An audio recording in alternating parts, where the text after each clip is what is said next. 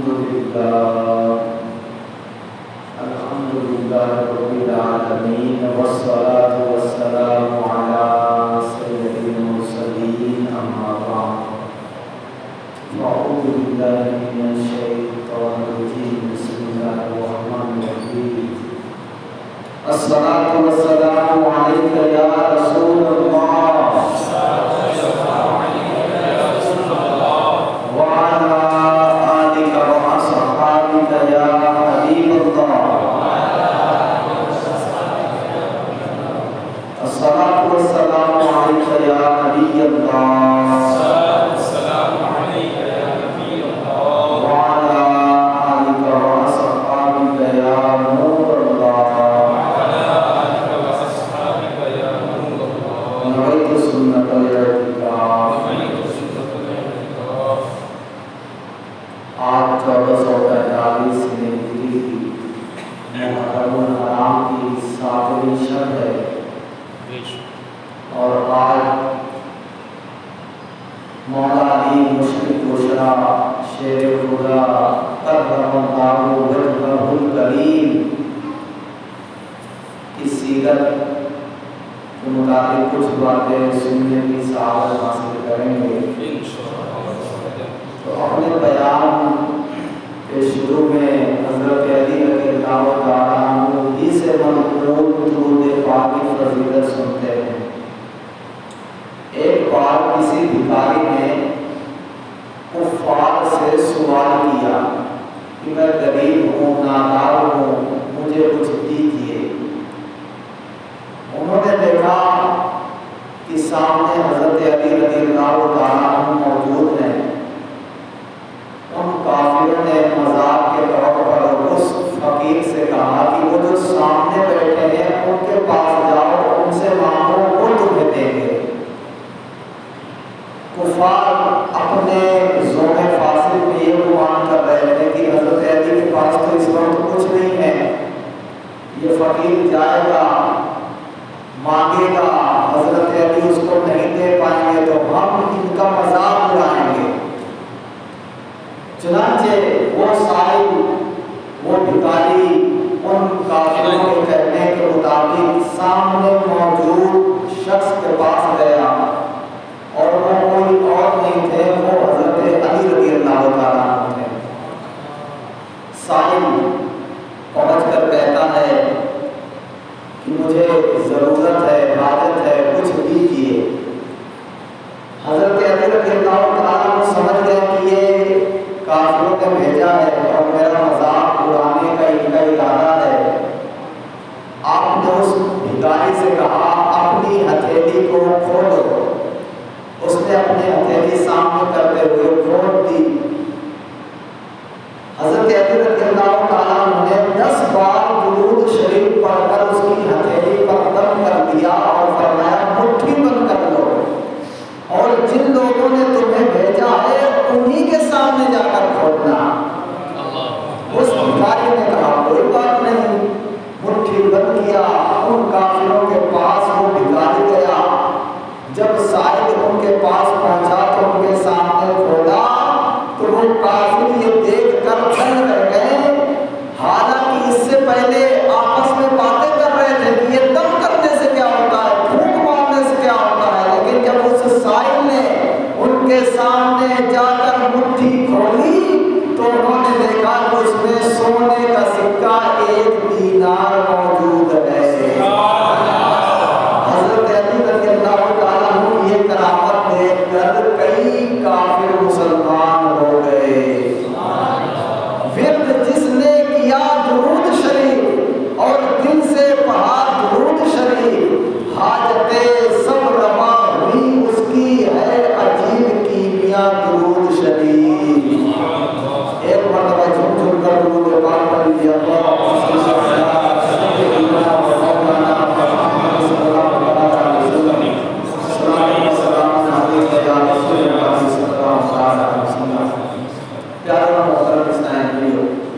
امیر المؤمنین حضرت مولا علی مشکل کشا شیر خدا کرم اللہ تعالی وجہہ الکریم مکہ مکرمہ میں پیدا ہوئے۔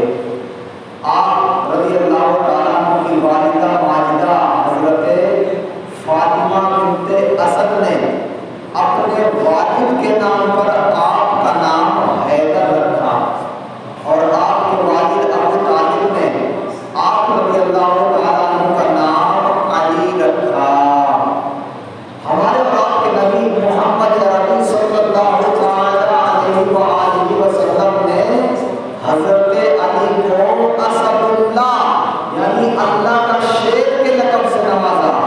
اس کے علاوہ آپ کے القابات میں سے مرتضی یعنی چنا ہوا بھی ہے، کرار یعنی پلٹ پلٹ کر حملے کرنے والا بھی ہے، شیر خدا یعنی اللہ کا شیر یہ بھی ہے، مولا مشکل کشا یعنی مشکلوں کو دور کرنے والے مولا بھی ہے، اور آپ کی کنیت ابو تراب بھی ہے۔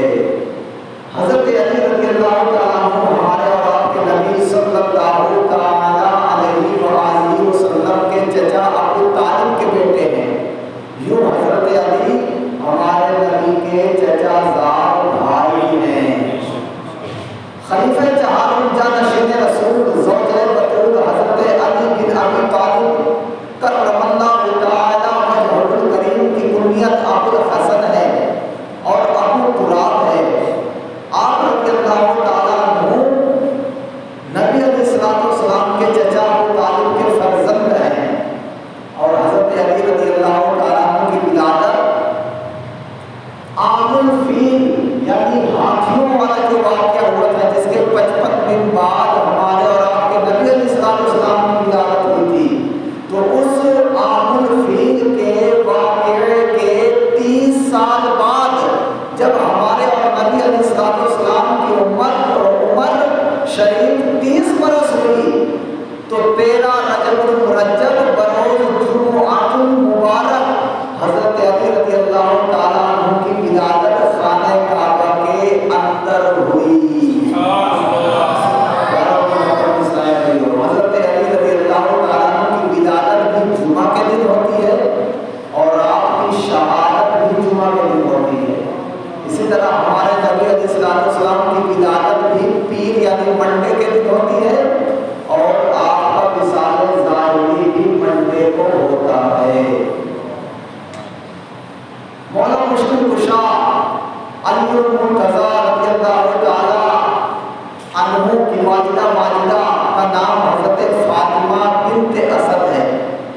حضرت علی رضی اللہ تعالیٰ عنہ کی 10 سال کی جب عمر ہوئی تو آپ 10 سال کی عمر میں دامن اسلام سے وابستہ ہو گئے، اور نبی علیہ السلام کے زیر تربیت رہے، اور تادم حیات آپ صلی اللہ تعالیٰ علیہ وآلہ وسلم کی امداد اور نصرت اور دین اسلام کی حمایت کو مصروف عمل رہے۔ حضرت علی رضی اللہ تعالیٰ عنہ مہاجرین اولین اور ان 10 خوش نصیب صحابہ میں شامل ہیں جن کو سرکار نے دنیا ہی میں جنتی ہونے کی بشارت دی۔ حضرت علی رضی اللہ تعالیٰ عنہ کا مقام تمام صحابہ میں بڑا ممتاز تھا۔ غزوہ بدر، غزوہ احد، غزوہ خندق وغیرہ تمام اسلامی جنگوں میں اپنی بے پناہ شجاعت یعنی بہادری کے ساتھ شرکت فرماتے رہے، اور کفار کے بڑے بڑے نامور بہادر آپ رضی اللہ تعالیٰ عنہ کی تلوار ذوالفقار کے کارگانہ وار سے واصل نہ ہوئے، اور اچھے اچھے بہادر آپ سے خوف زدہ رہا کرتے تھے۔ جب حضرت عثمان غنی رضی اللہ تعالیٰ عنہ کی شہادت ہو گئی، حضرت عثمان غنی رضی اللہ تعالیٰ عنہ کی شہادت 18 ذوالحجہ 35 ہجری کو ہوئی۔ اسی دن صحابہ کرام رضی اللہ تعالیٰ عنہ یعنی انصار المہاجرین نے حضرت علی رضی اللہ تعالیٰ عنہ کے دستے بابرکت پر بیعت کر کے آپ کو خلیفہ منتخب کر لیا، اور حضرت علی رضی اللہ تعالیٰ عنہ 4 سال 8 مہینے 9 دن تک مسند خلافت پر رونق افروز رہے، اور 17 یا 19 رمضان المبارک کو ایک خبیث خارجی کے قاتلانہ حملے سے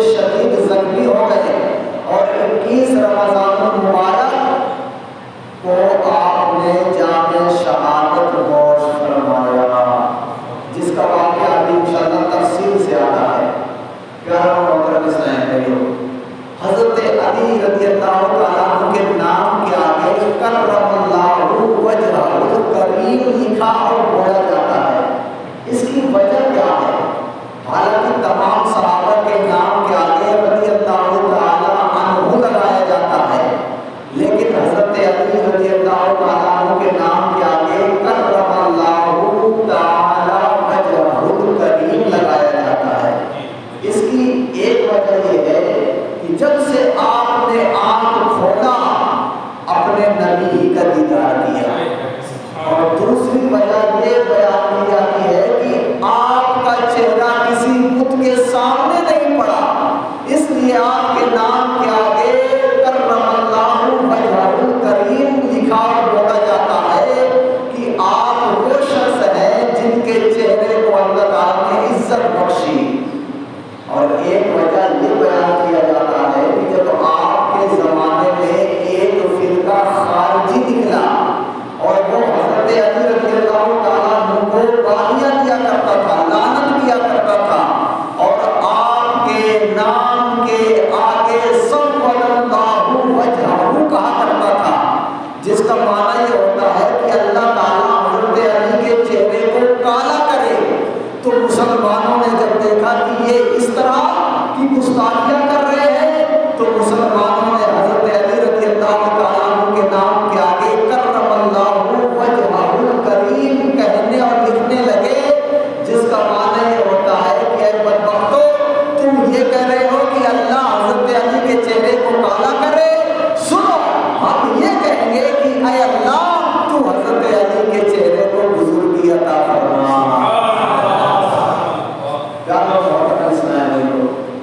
امیر المؤمنین خلیفۃ المسلمین حضرت علی بن ابی طالب کرم اللہ تعالی وجہہ الکریم کی بے شمار کرامتیں ہیں، جن میں سے چند میں آپ کے سامنے رکھنے کی کوشش کرتا ہوں۔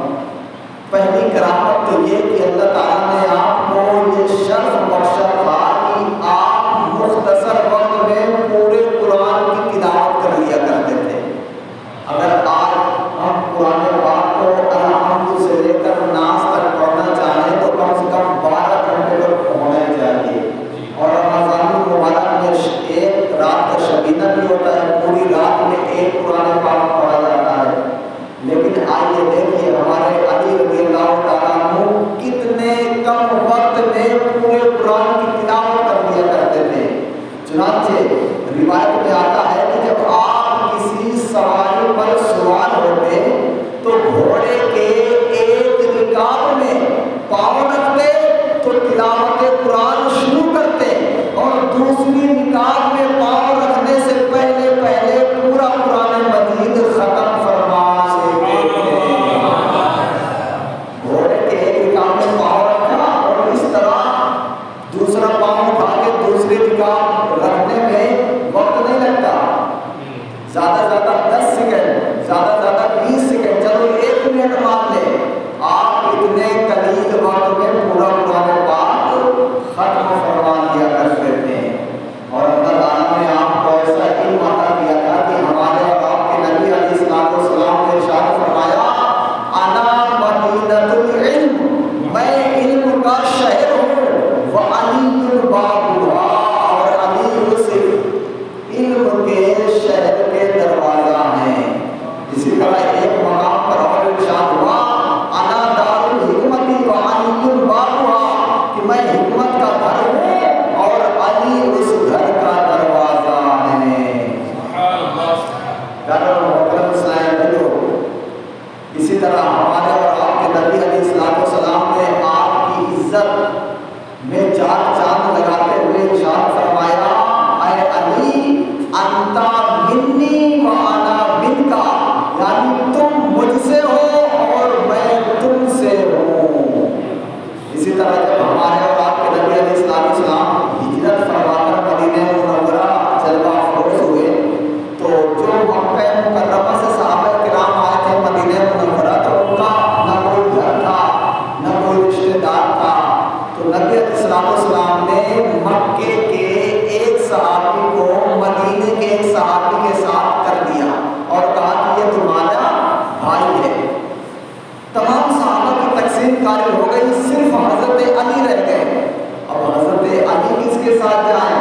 تو ہمارے اور آپ کے نبی علیہ السلام نے فرمایا اے علی انت اخی فی الدنیا والآخرہ، تم دنیا اور آخرت میں میرے بھائی ہو، لہٰذا تم میرے بھائی بن کے رہو۔ سبحان اللہ۔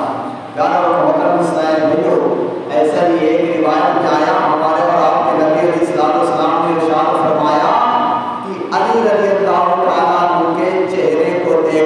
عبادت ہے۔ اللہ تعالیٰ نے آپ کو طاقت، شجاعت، بہادری بھی بڑی عطا فرمائی تھی۔ جیسا کہ آپ نے کئی مرتبہ سنا ہوگا کہ آپ نے تنہا خیبر کا قلعہ اکھاڑ کر اس کو ڈھال بنا لیا تھا، اور جنگ ختم ہونے کے بعد جب اس دروازے کو اٹھایا گیا تو 40 لوگ بھی نہیں اٹھا پاتے تھے۔ چنانچہ غزوہ خیبر میں ایک یہودی نے حضرت علی کرم اللہ تعالیٰ وجہہ الکریم پر وار کیا۔ اسی دوران آپ رضی اللہ تعالیٰ عنہ کی ڈھال گر گئی تو آپ رضی اللہ تعالیٰ عنہ آگے بڑھ کر قلعے کے دروازے تک پہنچ گئے اور اپنے ہاتھوں سے قلعے کا پھاٹک اکھاڑ دیا اور کیوڑ کو ڈھال بنا لیا۔ وہ کیوڑ آپ رضی اللہ تعالیٰ عنہ کے ہاتھ میں برابر رہا اور آپ رضی اللہ تعالیٰ عنہ لڑتے رہے، یہاں تک کہ اللہ تعالیٰ نے آپ رضی اللہ تعالیٰ عنہ کے ہاتھوں خیبر کو فتح فرمایا۔ اور یہ کیوڑ اتنا وزنی تھا کہ جنگ کے بعد 40 آدمیوں نے مل کر اٹھانا چاہا تو کامیاب نہ ہو سکے۔ سبحان اللہ۔ بہادری کے ساتھ ساتھ اللہ تعالیٰ نے آپ کو علم بھی عطا فرمایا تھا۔ چنانچہ حضرت علی رضی اللہ تعالیٰ عنہ خود ارشاد فرماتے ہیں، اگر میں چاہوں تو سورہ فاتحہ کی تفسیر سے 70 اونٹ بھر دوں، یعنی سورہ فاتحہ کی اتنی تفسیر لکھوں کہ اتنے رجسٹر تیار ہو جائیں کہ 70 اونٹوں کا بوجھ بن جائے۔ اور حضرت علی رضی اللہ تعالیٰ عنہ روایت کرتے ہیں کہ نبی اکرم صلی اللہ علیہ وسلم نے مجھے مخاطب کر کے ارشاد فرمایا، تم میں حضرت عیسیٰ علیہ السلام کی مثال میں حضرت عیسیٰ علیہ السلام کی مثال ہے جس نے جن سے یہود نے بغض رکھا، حتیٰ کہ ان کی والدہ ماجدہ کو تہمت لگائی، اور ان میں سے عیسائیوں نے محبت کی تو انہیں اس درجے میں پہنچا دیا جو ان کا درجہ نہیں تھا۔ یعنی یہودیوں نے عیسیٰ علیہ السلام کی والدہ پر تہمت لگایا اور عیسائیوں نے حضرت عیسیٰ علیہ السلام کو اتنا بلند مرتبہ بنا دیا کہ ان کو خدا مان لیا۔ نبی علیہ السلام نے فرمایا، اسی طرح اے علی تیرے بارے میں 2 قسم کے لوگ ہوں گے اور وہ دونوں ہلاک ہوں گے۔ وہ دونوں ہلاک ہوں گے، ایک وہ جو تم سے سب سے زیادہ محبت کرے گا یہاں تک کہ محبت میں بڑھ جائے گا، اور آپ کو وہ کہے گا جو کہنے کا نہ تھا، اور بعض لوگ وہ ہوں گے جو بغض رکھیں گے، آپ سے دشمنی رکھیں گے، وہ بھی ہلاک ہوں گے۔ لہذا کون نجات پائے گا؟ جو درمیان میں ہوگا، یعنی حضرت علی کو نہ تو پڑھائے گا نہ ان کی شان میں گستاخی کرے گا، اور وہ الحمدللہ ہم اہل سنت والجماعت ہیں۔ خارجی فرقے والوں نے حضرت علی کو گالیاں دی، کافر کہا، جہنمی کہا، لہذا وہ بھی گمراہ، اور شیعوں نے حضرت علی کو نبی سے بڑھ کر بتا دیا اور کہا کہ جبریل امین وحی لے کر حضرت علی کے پاس آئے تھے، غلطی سے محمد رسول اللہ کے پاس پہنچ گئے۔ اور پھر شیعوں نے یہ بھی کہا کہ نبی علیہ السلام کے بعد خلیفہ بننے کے حقدار حضرت علی تھے۔ صدیق، فاروق اور عثمان نے خلافت چھین لی تھی۔ حالانکہ ہم اہل سنت والجماعت کا عقیدہ یہ ہے کہ سب سے پہلے خلیفہ بننے کے حقدار حضرت ابوبکر صدیق، پھر فاروق اعظم، پھر عثمان غنی، پھر حضرت علی، کیونکہ اللہ تعالیٰ کی بارگاہ میں جیسا جو مرتبے کا تھا اللہ تعالیٰ نے اس کو ویسے خلافت عطا فرمائی۔ سب سے بڑا مرتبہ صحابہ میں صدیق اکبر کا تھا، اس لیے اللہ تعالیٰ نے صدیق اکبر کو پہلے خلافت عطا فرمائی۔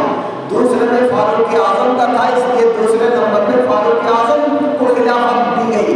تیسرے نمبر پہ عثمان غنی، تو لہٰذا تیسرے نمبر پہ انہیں دی گئی، اور چوتھے نمبر پہ حضرت علی تھے، اس لیے ان کو چوتھے نمبر پہ دی گئی۔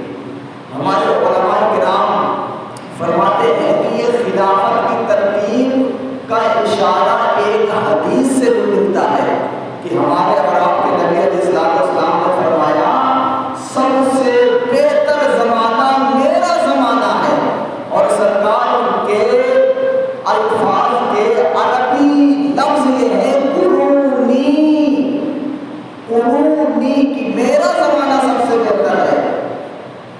شارحین کہتے ہیں کہ دیکھو قرونی لفظ میں 4 حرف ہیں، سب سے پہلے بڑا کاف، پھر را، پھر نون، پھر یا، قرونی میرا زمانہ۔ شارحین کہتے ہیں کہ صدیق کا آخری حرف کاف ہے، قرونی کا پہلا حرف کاف ہے، لہذا صدیق اکبر پہلے خلیفہ ہوئے۔ قرونی کا دوسرا حرف را ہے، اور عمر کا آخری حرف بھی را ہے، جو اشارہ کر رہا ہے کہ دوسرے نمبر پہ خلافت کے حقدار فاروق اعظم ہیں۔ اچھا، قرونی کا تیسرا حرف نون ہے، اور عثمان کا بھی آخری حرف نون ہے، جو اشارہ کر رہا ہے کہ تیسرے نمبر پر خلیفہ حضرت عثمان ہوں گے۔ اچھا، قرونی کا چوتھا حرف یا ہے، اور علی کا آخری حرف یا ہے، جو بتا رہا ہے اس بات کو کہ چوتھے نمبر پر خلیفہ ہونے کے حقدار حضرت علی ہیں۔ پیارے اسلام بھائیو، جب حضرت علی رضی اللہ تعالیٰ عنہ خلیفہ بنے تو مسلمانوں میں بے شمار پیچیدگیاں قائم ہو چکی تھی، ایک دوسرے سے نفرت کا بیج شیطان ہو چکا تھا۔ ایک طرف صحابہ میں وہ صحابہ تھے جو کہتے تھے کہ عثمان غنی رضی اللہ تعالیٰ عنہ کے قاتلین سے بدلہ لیا جائے، ایک طرف حضرت علی تھے، اور صحابہ میں ایک تیسرا گروہ تھا جو نہ حضرت علی کی جانب تھا نہ حضرت امیر معاویہ کی جانب تھا۔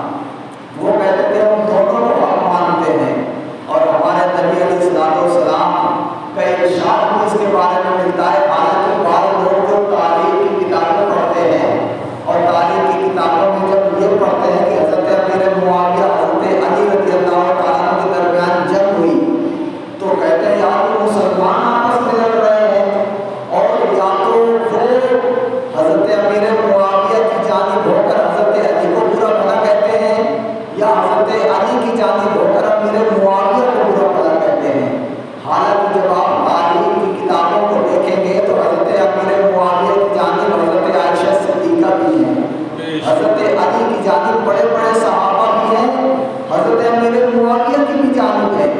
لیکن ہمیں حدیثوں سے روشنی حاصل کرنی ہے، اور حدیثوں سے روشنی اس طرح ملتی ہے کہ نبی علیہ السلام نے فرمایا امیر معاویہ کی مغفرت ہے، اور حضرت علی کی ڈگری ہے، یعنی ان کی رفعت ہے۔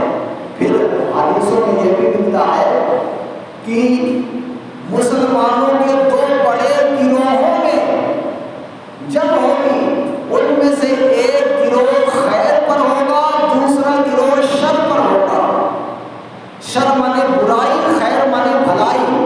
اب اس سے ظاہری حدیث کو پڑھ کر لوگ کہتے ہیں دیکھو حضرت علی خیر پر تھے، حضرت امیر معاویہ شر پر تھے، لیکن پیارا محترم صاحب اس کا جواب اعلیٰ حضرت رضی اللہ تعالیٰ عنہ نے لکھا اور فرمایا کہ خیر سے مراد تو بھلائی ہے، لیکن شر سے مراد برائی نہیں ہے، بلکہ کم بھلائی والا ہونا ہے۔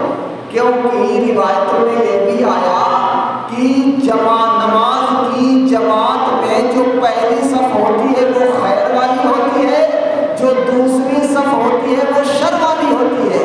تو بتائیے جو دوسری صف میں مسجدوں میں نماز پڑھتے ہیں تو وہ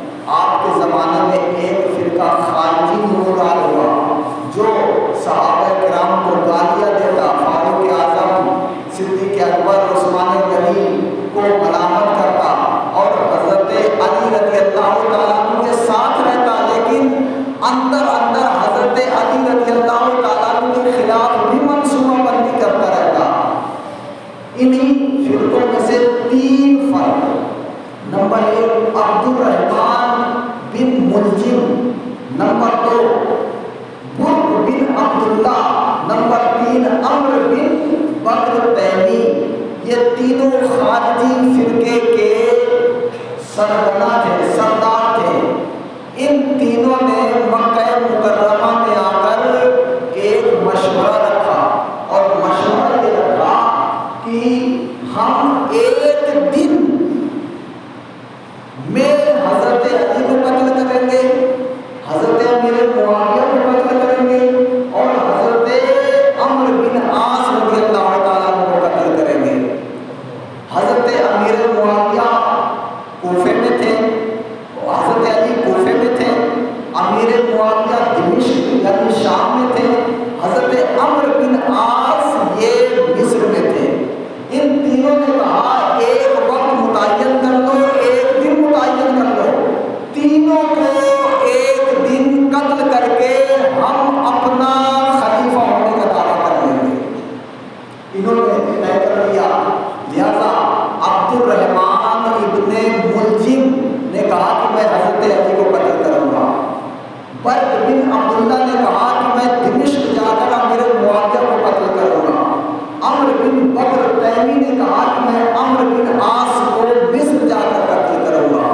انہوں نے 3 تلواریں مکے میں خریدی. ان تلواروں کو زہر میں بجھایا گیا.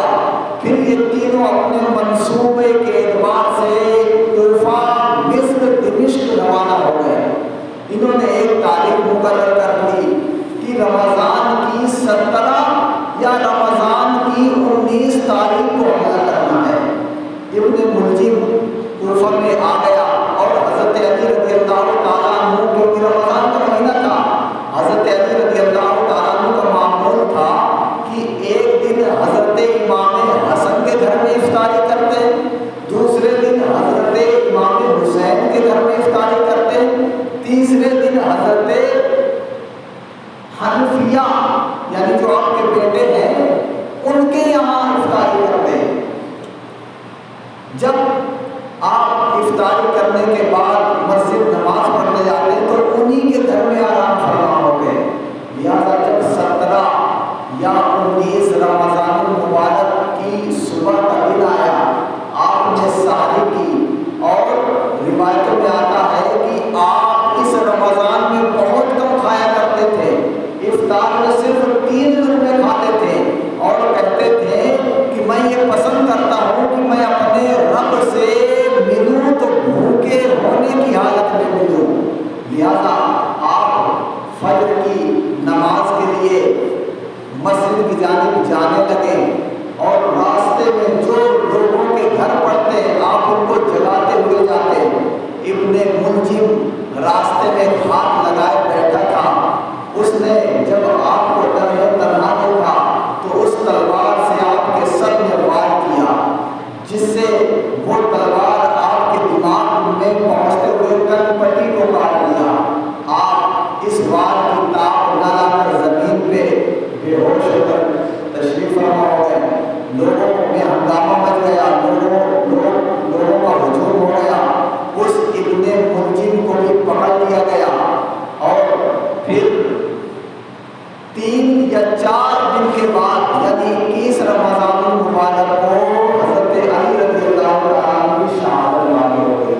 ادھر اس ملجم ابن ملجم نے حضرت علی پر قاتلانہ حملہ کیا, ادھر امیر معاویہ پر اسی روز برد بن عبداللہ نے حملہ کیا. لیکن امیر معاویہ رضی اللہ تعالیٰ عنہ تھوڑے جوان تھے, جس کی وجہ سے اس کا حملہ تھوڑا کم تھا, جس کی وجہ سے آپ انتقال نہیں کیے بلکہ آپ تندرست ہو گئے. لیکن امیر معاویہ رضی اللہ تعالیٰ عنہ نے اس کو پکڑ لیا.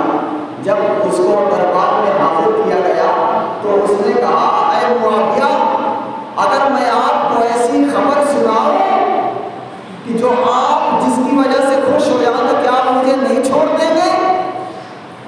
حضرت امیر معاویہ نے کہا وہ کون سی خبر ہے؟